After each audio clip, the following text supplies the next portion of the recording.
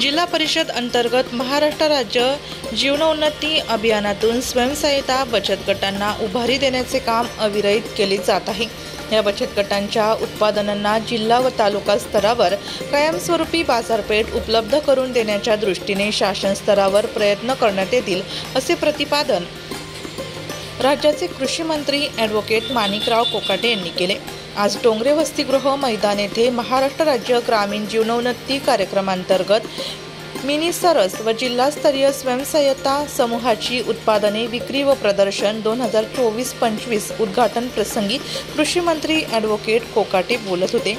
यावेळी खासदार राजाभाऊ वाजे, आमदार हिरामण खोसकर, जिल्हा परिषदेच्या मुख्य कार्यकारी अधिकारी अशिमा मित्तल, महाराष्ट्र राज्य ग्रामीण जीवनोन्नती अभियान नवी मुंबईचे मुख्य कार्यकारी अधिकारी निलेश सागर, गटविकास अधिकारी सोनिया नाकाडे, जिल्हा ग्रामीण विकास यंत्रणा नाशिकच्या प्रकल्प संचालक प्रतिभा संगमनेरे यांच्यासह अधिकारी उपस्थित होते।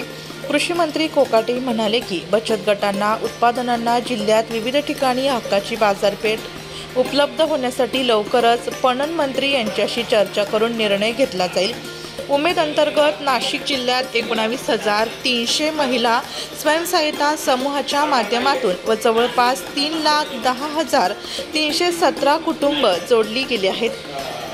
या अभियानांतर्गत 20,643 समूहांना जवळपास 4 लाख निधी वितरित करण्यात आला आहे व 69,780 महिला यांना 2024-25 या आर्थिक वर्षात ज्यांचे उत्पन्न 1 लाखपेक्षा अधिक उत्पन्न मिळाल्याने ज्या लखपती दिदी झाल्या आहेत, महिलांचे स्वतःचे उत्पन्न लाखाहून अधिक होऊन त्या स्वयंभू झाल्या पाहिजेत, या दृष्टीने शासनामार्फत वेगवेगळ्या योजना राबवल्या जात आहेत।